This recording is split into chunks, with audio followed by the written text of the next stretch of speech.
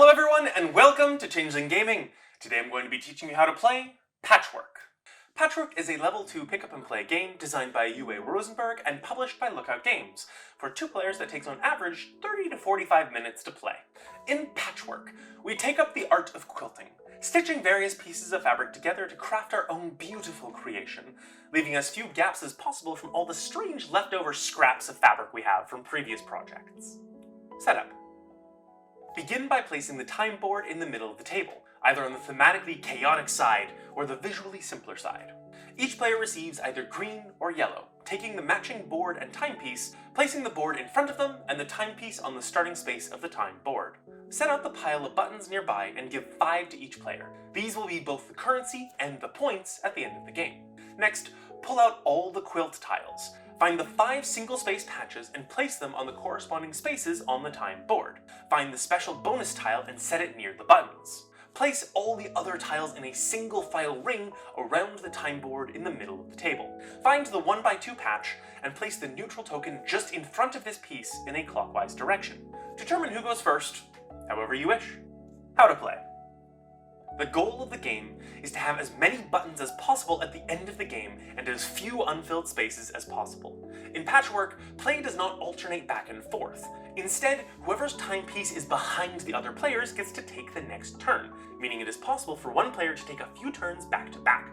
Note that if a player's movement had put them on the same space as their opponent, they are placed on top, and the player on top gets to go before the player below. On a player's turn, they look at the 3 tiles in front of the neutral piece in clockwise order. Those are the 3 tiles that player can choose to purchase.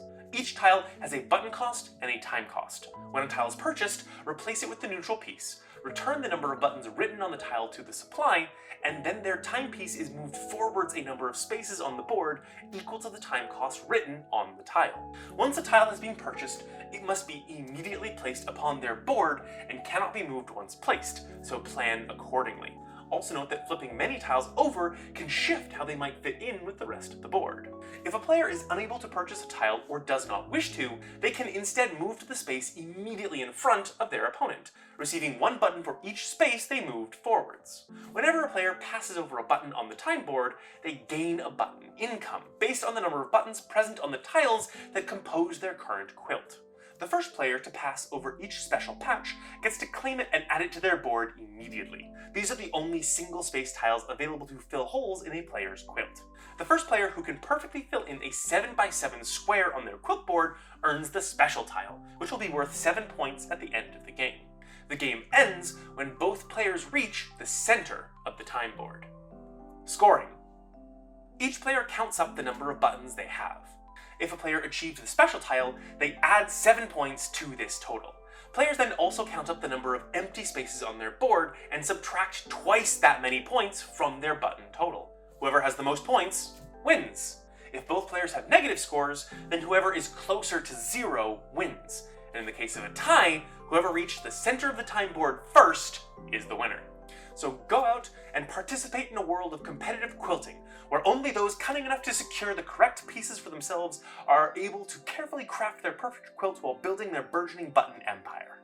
Be sure to support your local game stores. For us, that is Board Game To Go, who offer over 2,000 games for rental within the Toronto area and many games for purchase. If you're curious about this game, check out their link in the description below.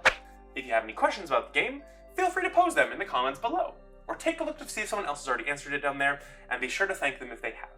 If you want to learn more about what our ranking system means, check out this video here. And if you want to learn how to play more games, check out our playlist here. And remember, keep changing, keep gaming, have fun.